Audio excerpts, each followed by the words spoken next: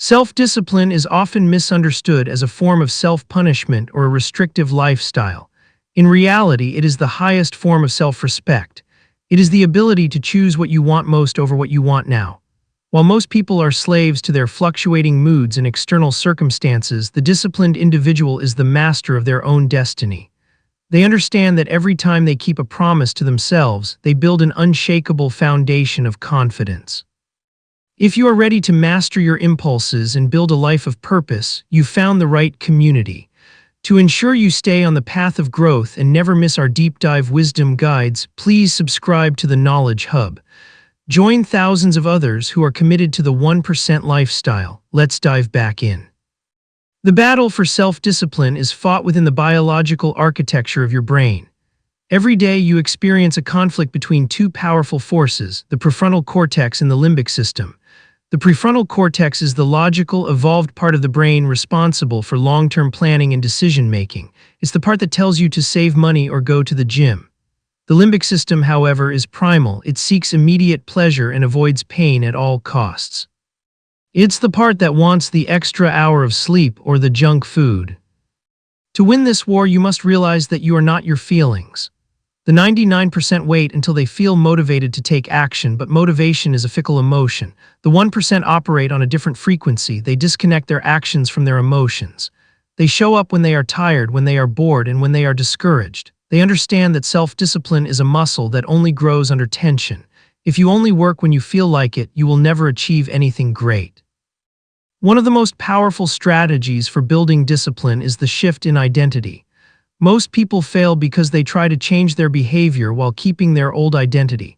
For example, if someone trying to quit sugar says, "I'm trying to avoid sweets," they are still identifying as someone who craves sugar but is resisting it. This creates internal friction. However, if they say, "I don't eat sugar," they have shifted their identity. When your actions align with your identity, discipline becomes effortless because you are simply acting like the person you believe you are. Furthermore, we must address the concept of decision fatigue. Our willpower is a finite resource that gets depleted throughout the day. Every small choice, what to wear, what to eat, which email to answer first, drains your discipline tank. This is why the world's most successful people automate their lives. They have set routines, pre-planned meals, and consistent schedules. By removing the need to make trivial decisions, they preserve their mental energy for the high-stakes work that actually matters. Discipline is not about having more willpower. It's about building a system that requires less of it. Complexity is another silent killer of discipline. We often set massive, intimidating goals that overwhelm the brain, causing it to retreat into procrastination. The secret to lasting discipline is micro-habits. If you want to write a book, focus only on writing one page. If you want to build a business, focus on making one sales call. These small wins trigger success signals in the brain, releasing dopamine that fuels your next step. Discipline is built in the inches, not the miles. In this first step, we have established that discipline is a neurological war, a matter of identity, and a result of environmental design. It is the bridge between goals and accomplishment, but this is only the beginning. As we move forward, we will explore the discipline of the body, how to manage your energy rather than your time, and the psychological traps that cause even the strongest people to stumble. Remember, the pain of discipline is temporary, but the pain of regret lasts a lifetime. By choosing the hard path today, you are ensuring an easier life tomorrow. You are training yourself to be a person of substance, someone who cannot be distracted by the shallow noise of the. To master the mind, you must first master the vessel that carries it. The 99% often treat self-discipline as a purely mental exercise, ignoring the biological foundation that makes willpower possible. They try to grind through their goals while being sleep-deprived, poorly nourished, and sedentary. This is a recipe for failure. Self-discipline is not just about mental toughness, it is about energy management. Your ability to resist temptation and stay focused is directly tied to your physiological state. The first pillar of physiological discipline is sleep hygiene. Research has consistently shown that sleep deprivation impairs the prefrontal cortex, the very part of the brain responsible for impulse control. When you are tired, you are effectively cognitively drunk. You become more impulsive, more irritable, and more likely to give in to instant gratification. The disciplined individual views sleep not as a luxury but as a high-performance requirement. By securing 7 to 8 hours of quality rest, you are literally arming your brain with the chemical resources it needs to say no to distractions. Secondly, we must address nutritional discipline. Your brain is a metabolic glutton. It consumes about 20% of your body's energy. Fluctuations in blood sugar levels lead to willpower crashes. When you consume high-sugar processed foods, your insulin spikes and then crashes, leaving you in a state of mental fog and low self-control. This is often when people break their diets or skip their workouts. To maintain a steady stream of discipline, you must fuel your body with slow-release energy, whole foods, healthy fats, and proteins. You aren't just eating for health, you are eating for the mental stamina required to build your legacy. Furthermore, the discipline of physical movement acts as a keystone habit. A keystone habit is a single change that ripples through every other area of your life. When you force yourself to exercise, especially when you don't want to, you are practicing the act of voluntary suffering. You are telling your brain that your physical comfort is secondary to your goals. This neurological strengthening transfers to your work, your finances, and your relationships. If you can push through the final set of a heavy lift, you can push through the final hour of a difficult project. We also have to discuss the dopamine detox. In the modern era, we are bombarded with hyperstimulating inputs: social media, endless scrolling, video games, and junk food. These inputs hijack our dopamine system, raising our baseline for what feels rewarding. When your brain is used to the high-intensity stimulation of a smartphone, the quiet, focused work of building a business or learning a language feels painfully boring. Self-discipline requires you to intentionally lower your stimulation threshold. By practicing periods of digital silence or fasting from high dopamine activities, you allow your brain to find deep satisfaction in meaningful, long-term work once again. Another critical aspect of energy management is the ultradian rhythm. Our bodies operate in cycles of approximately 90 minutes of high-frequency brain activity followed by a period of recovery. The 99% try to work linearly for 8 hours straight, leading to diminishing returns and eventual burnout. The 1% work in sprints.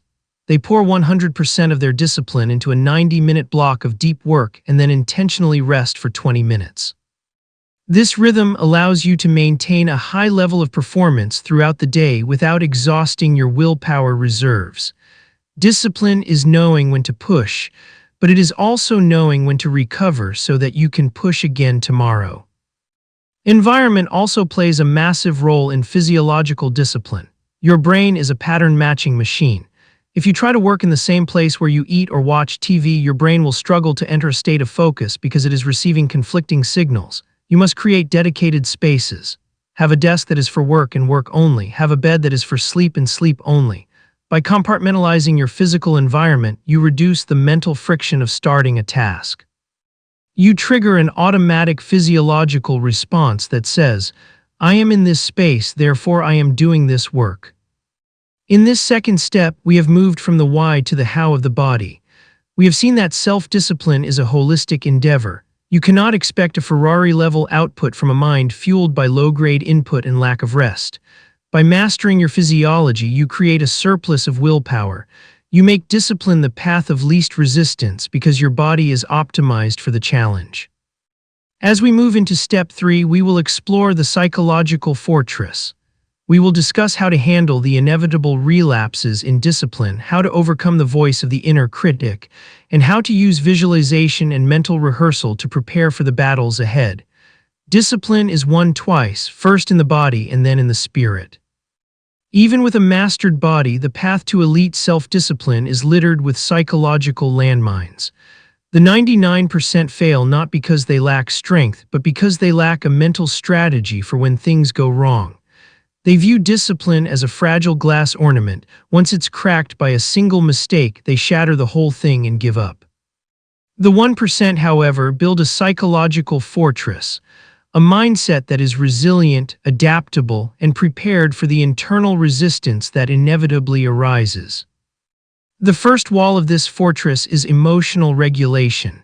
Most people believe that discipline is about feeling like doing the work.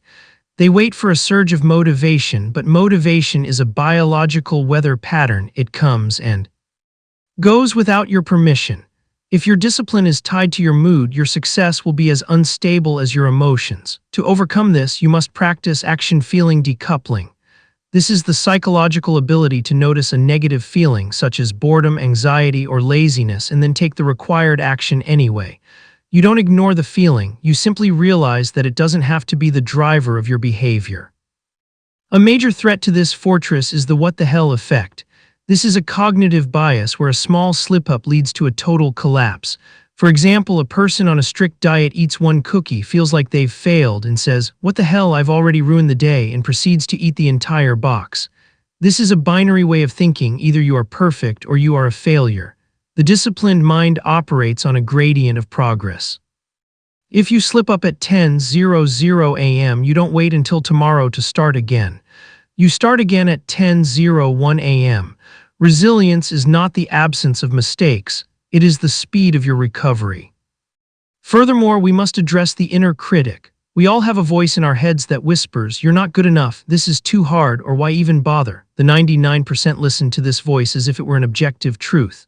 The 1% treat it like a hinterland noise, a background static that is annoying but irrelevant.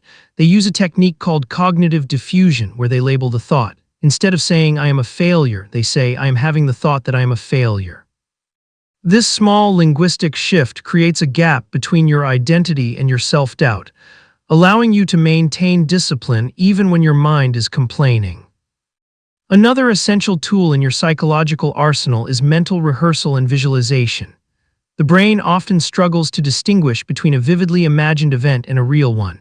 Top athletes and elite performers use this to their advantage. They don't just visualize the victory, they visualize the struggle. They imagine the moment they want to quit, the moment they feel exhausted, or the moment they face a distraction, and they mentally rehearse themselves pushing through it. By practicing the discipline in your mind first, you create a neurological pathway. When the real-world challenge arrives, your brain has already been there and knows exactly what to do. We must also confront the myth of future self. Humans have a strange cognitive bias where we view our future self as a different person, someone with more energy, more willpower, and fewer problems. This is why we say, "I'll start on Monday," or "I'll do it tomorrow." We are essentially dumping our current responsibilities onto a stranger. To combat this, you must practice temporal continuity. You must realize that the person who has to wake up at 5:00 a.m. tomorrow is you, not some superhero version of you. By doing the hard thing now, you are showing kindness to your future self. Discipline is an act of love for the person you will become. Finally, the most overlooked part of psychological discipline is strategic reward. The 99% view discipline as a life of deprivation. The 1% view it as a life of delayed gratification. To sustain long-term discipline, you must train your brain to associate hard work with eventual pleasure. This is the Pramac principle, using a high-probability behavior, something you enjoy, to reinforce a low-probability behavior, the work. If you finish 3 hours of deep work, you earn 30 minutes of your favorite hobby. This creates a positive feedback loop, teaching your nervous system that discipline leads to fulfillment, not just exhaustion. In this third step, we have fortified the mind. We have learned to decouple actions from emotions, to recover quickly from failure, to silence the inner critic, and to treat our future self with respect. Discipline is no longer a chore, it is a strategic game of mental management. As we move into step 4, we will transition into the social and environmental fortress. We will discuss how to deal with social saboteurs, how to curate your circle of influence, and how to build an environment that makes discipline automatic. The world is designed to distract you. It is time to learn how to design a world that focuses you. While internal strength is vital, the 99% often fail because they underestimate the power of their surroundings. You can have the strongest willpower in the world, but if you are constantly fighting an environment designed for distraction, you will eventually deplete your mental reserves. The 1% understand that self-discipline is a design problem. They don't just work harder, They build a social and environmental fortress that protects their focus and makes the right choices the easiest choices. The first layer of this fortress is environmental friction. This is a psychological concept where you increase the number of steps required to perform a bad habit and decrease the steps for a good one. If you find yourself distracted by your phone, don't just try to ignore it, put it in another room. If you want to go to the gym in the morning, lay out your clothes and shoes the night before. By removing the micro barriers to your goals and adding barriers to your distractions, you bypass the need for willpower altogether. You aren't forcing yourself to be disciplined. You are simply following the path your environment has laid out for you. Secondly, we must address the social saboteurs. The 99% are often held back by crab mentality, a social phenomenon where members of a group attempt to reduce the self-confidence of any member who achieves success beyond the others. Your friends and family may not mean harm, but they are comfortable with the old you. When you start practicing self-discipline, it acts as a mirror to their own lack of it. They might say things like, "Why are you working so hard? One drink won't hurt," or "You've changed." The 1% practice social curation. They understand that you are the average of the 5 people you spend the most time with. If your circle doesn't inspire you, it's not a circle, it's a cage. This leads to the power of proximity. To achieve elite levels of discipline, you must find a tribe that views your extraordinary effort as normal. When you surround yourself with people who wake up early, invest their money, and obsess over their craft, you don't have to try to be disciplined. You simply mirror the behavior of your pack. This is the social default. By changing your environment to include mentors, high-performers, and ambitious peers, you outsource a large portion of your discipline to the collective energy of your group. You stop fighting the current and start swimming with a powerful tide. Furthermore, we must discuss digital minimalism. We live in an era of attention harvesting, where thousands of engineers are working on the other side of your screen to keep you distracted. The 99% allow their digital environment to be a chaotic mess of notifications, news alerts, and infinite scrolls. To build a fortress, you must take back control of your digital space. This means turning off all non-human notifications, deleting apps that don't serve your mission, and setting strict digital boundaries. Discipline in the 21st century is largely defined by what you choose not to look at. Another overlooked element is the physical workspace. Your brain associates specific locations with specific behaviors. If you try to do deep work in a cluttered, noisy environment, your brain will remain in a state of low-level anxiety and distraction. The 1% create sanctuaries of focus. They have a dedicated space where they only do one type of work. This space is clean, organized, and free from the triggers of their leisure life. When they enter this space, their brain receives a clear signal. It is time to produce. By anchoring your discipline to a physical location, you trigger a flow state much faster than someone trying to work on their couch. We also need to consider visibility cues. Humans are visual creatures. If you want to stay disciplined with a habit, you must make the cue for that habit obvious. If you want to read more, put a book on your pillow. If you want to drink more water, put a bottle on your desk. Conversely, if you want to break a habit, hide the cue. If you want to stop watching TV, put the remote in a drawer or unplug the television. Out of sight truly is out of mind. Discipline is often just the result of a well-organized visual field. Finally, in this 4th step, we must look at strategic isolation. There are times when the noise of the world is too loud to ignore, no matter how well you've designed your environment. The 1% practice monk mode, periods of time where they intentionally withdraw from social obligations and digital noise to focus entirely on a singular goal.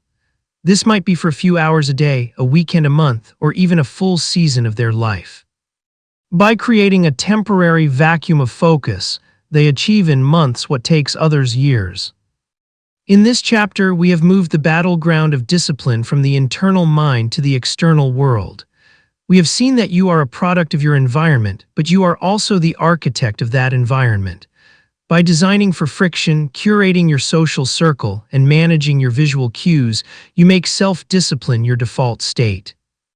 As we move into our final step 5, we will conclude this journey by looking at the philosophy of mastery. We will discuss the long-term rewards of a disciplined life, how to transition from doing discipline to being disciplined, and we will conclude with our final call to action to seal this transformation for the Knowledge Hub. The final stage of self-discipline is the transition from effort to identity. In the beginning, discipline feels like a heavy weight you have to carry. It is a series of shoulds and musts that require constant mental energy. But as you progress, a shift occurs. You no longer practice discipline, you become disciplined. This is the philosophy of mastery. The 1% do not wake up every morning and debate whether they should work out or work on their business. Those decisions were made years ago. For the master, discipline is not a choice, it is a state of being. It is the rhythmic, heartbeat-like consistency of a life lived in total alignment with one's highest values. True mastery of self-discipline requires a deep understanding of the delayed gratification loop. The 99% are stuck in a cycle of low-value loops, short bursts of pleasure followed by long periods of guilt and stagnation. The 1% have trained their nervous systems to find pleasure in the process of discipline itself. They find a strange, quiet satisfaction in the burning of their muscles, the frustration of a complex problem, and the silence of a focused room. They have learned that the cheap dopamine of a smartphone is a lie, while the earned dopamine of a hard-won achievement is the only thing that provides lasting fulfillment. This is the ultimate psychological flip. When you start to love the hard things because you know they are the only things that build you. Furthermore, we must embrace the concept of intentional suffering. In a world that markets comfort at every turn, the disciplined individual intentionally seeks out discomfort. Whether it's a cold shower, a fast, or a grueling study session, these are not acts of masochism, they are vaccinations of the spirit. By exposing yourself to controlled amounts of hardship, you build psychological calluses. When life eventually throws a real crisis your way, a financial loss, a health scare, or a professional setback, you are ready. You have already been in the fire. You have built a character that cannot be broken by temporary heat. As you reach the end of this masterclass, you must realize that self-discipline is the master key to human freedom.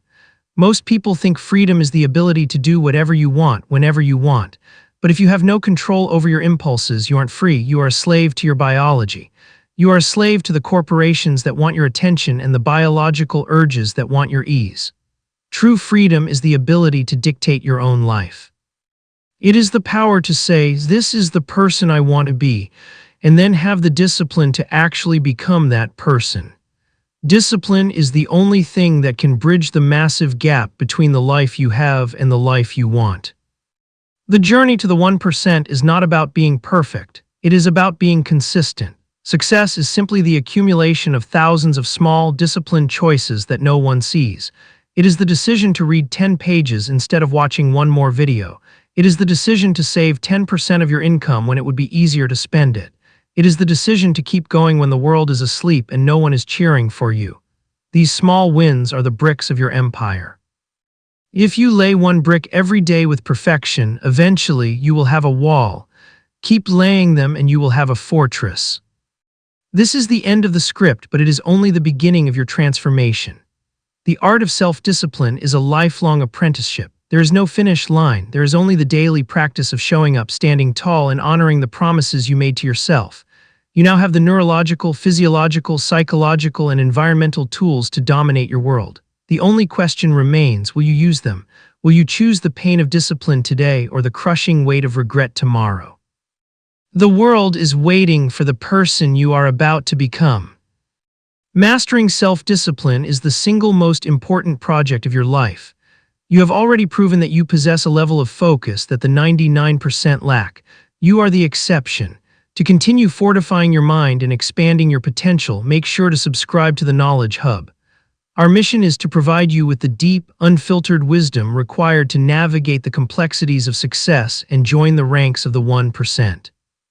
If this guide has added value to your life, hit the like button and share it with someone who is ready to level up.